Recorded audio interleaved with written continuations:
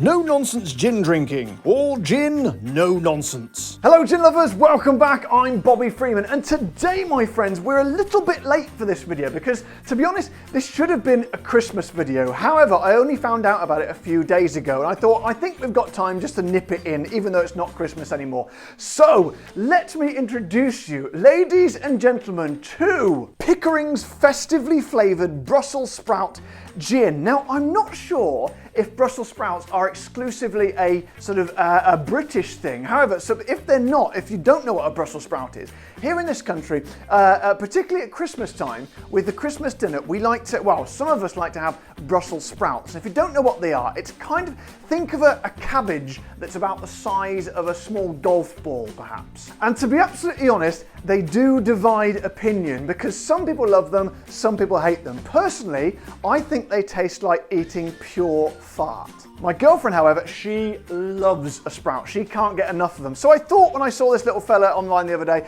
it's worth giving it a go on the channel before we get too far away from Christmas. So here we go, my friends. But just quickly, before we get stuck in, I have to thank two more of my wonderful subscribers who have joined my Patreon. So thank you very much to Emil Janssen and David Price. You guys are both gentlemen, official supporters of the show, and I salute you. But I also have 3 new YouTube members, and in fact I didn't even know I had any YouTube members because YouTube for some reason don't send me notifications, so I just checked the other day and turns out I've got 3. So I need to say a huge thank you to Stefan Foisey, Jay Miller and Edward Arond. You guys are also official supporters of the show. Every man jack of you are gentlemen, and I quite literally salute you. Also, my regular viewers and subscribers are probably wondering why I'm wearing a coat over the top of my gin tasting shirt, which is this, of course, this shirt here. And the reason for it is very, very simple, because some of you know that the studio here is in my garage. Now, as a consequence, this garage has no heating whatsoever and a very thin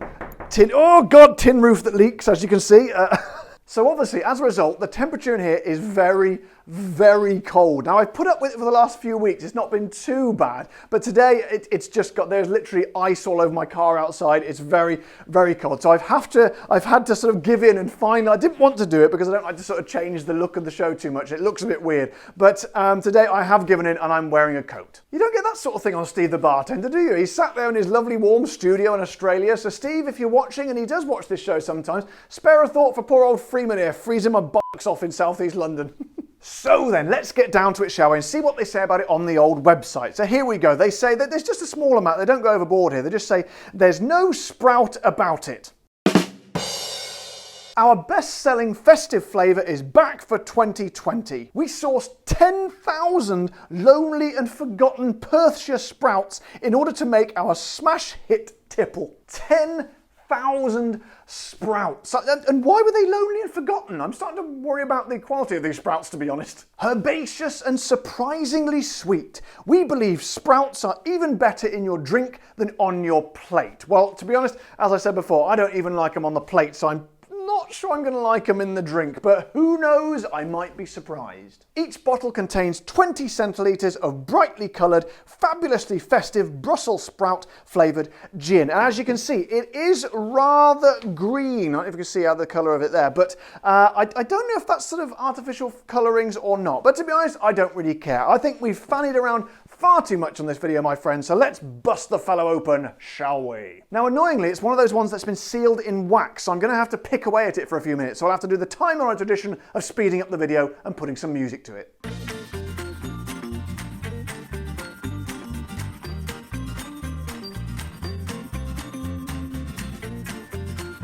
And there we go, my friends, finally get into it. I've got bits all over the table, my fingers are a bit sore and I've broken my pen, but at least we are in and we are rewarded with a little tiny cork test. So here we go with the Christmas Brussels sprout cork test. The Christmas Brussels sprout cork test. So do we have a squeak? Oh, a very nice squeak. Harmonious, I would describe it as even. Let's go for the full pull, see how we go. It's only a small bottle, so it's probably not going to be great, but you never know. Oh. Jesus Christ, that could possibly be the worst cork test ever. It literally made no noise at all, but never mind, it's just a bit of fun. So then, let's get him in the old glass. Now, I'm not expecting to, I'm going to go out on a limb straight away here. I'm not expecting to like this, because as I say, I don't like Brussels sprouts. So let's give it a sniff, and I'm kind of dreading this, to be honest. Oh! my, oh God, that smells. Oh, I'm sorry, Pickerings. I'm sorry, Pickerings, but that smells absolutely disgusting. But hang on a second though, I've just remembered I was looking on the website this morning and there was a little bit extra that I didn't read out, and it does say, don't let its distinctive sprouty nose fool you. Our Brussels sprout gin finishes with a delightfully herbaceous, fresh green pepper twang. So I'll be honest, oh God, yeah, it smells fair play to them, it smells exactly like sprouts, and that's the smell that I don't like. But let's take them at their word and cast those sort of aspersions aside, whack the old tonic in it, and see how we get on, shall we? So here we go, marry it up with the tonic, as we always do on this show. I reckon that's probably about right. Give it a bit of a whiz around, and here we go. I haven't got high hopes, but you never know. So my friends, I say to you, Pickering's, what was it, festive, oh God, and he dropped it then, festively flavoured, Brussels sprout flavoured gin, cheers. God.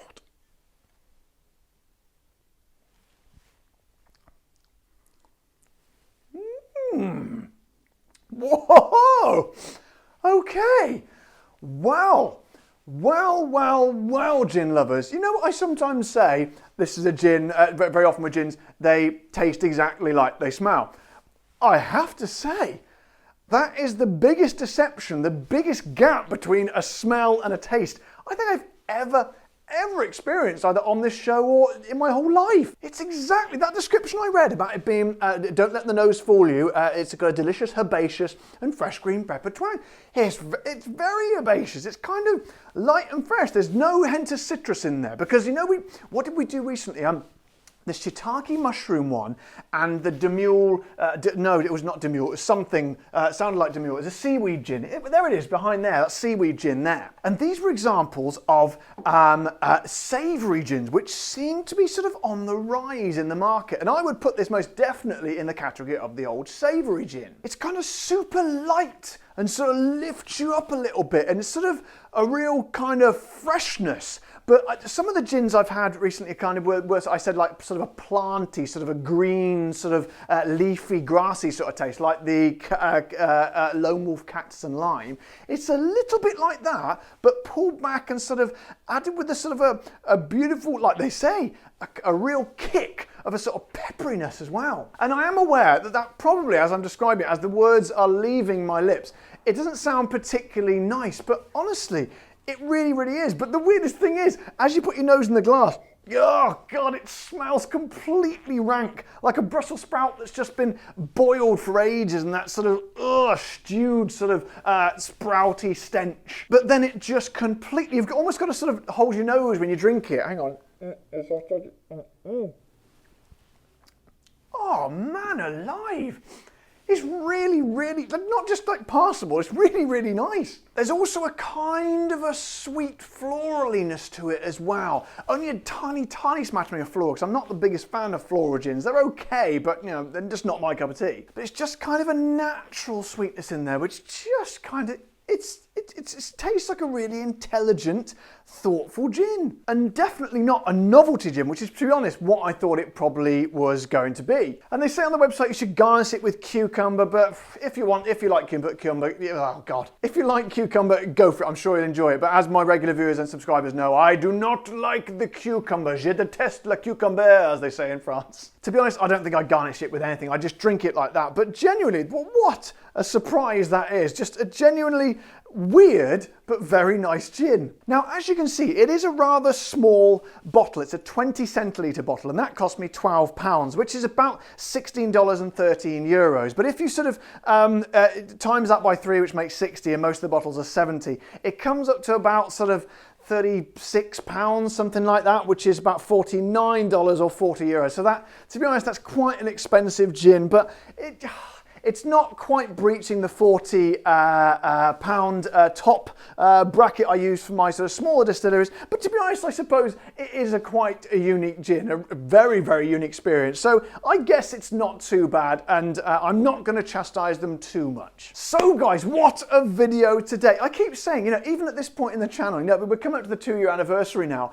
You'd think I'd have almost tried everything, surely. But even now, I'm finding a gin that completely completely throws me into disarray. So I would say I don't think it's available sort of throughout the world. I might be wrong, but I don't think so. But if you do come across this, I mean, it's a little bit late now, but maybe for next Christmas, if you like sprouts, then I think you're going to absolutely love it. But even if you don't like sprouts, like myself, give it a go anyway, because it might just surprise you. And another thing that might surprise you is how easy it is to subscribe to my channel. So if you've enjoyed this video, don't forget to hit the subscribe button, also the like button on the like button on this video. And of course, if you want to support my show, like good old Emil Janssen and David Price did, head over to my Patreon page, or if you want to do it by clicking the join button below, like good old Stefan Foisey, Jay Miller and Edward Aron did, then click that join button below this video. But until next time, guys, you know the drill. Take care, stay safe. Thank you to all my patrons and members, and keep drinking the